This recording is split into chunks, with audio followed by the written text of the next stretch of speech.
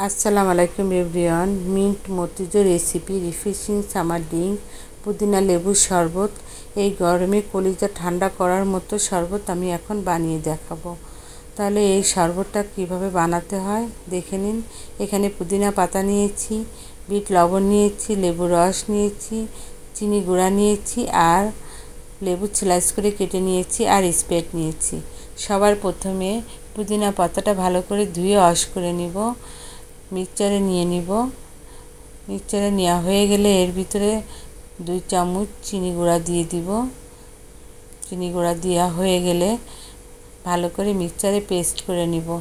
দেখুন পেস্ট করা হয়ে গেছে। এখন একটা পিরিচ নিব, পিরিচে চিনি গুঁড়া ছড়িয়ে দিব। ছড়িয়ে আমি যে জুসের গ্লাসটা উপর করে চিনি লাগিয়ে নিব।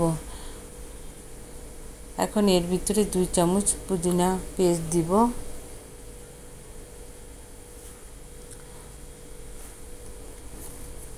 লেবুর রস দিব আধা চামচ, ব্ল্যাক সল্ট দিব 1 চামচের একটু কম,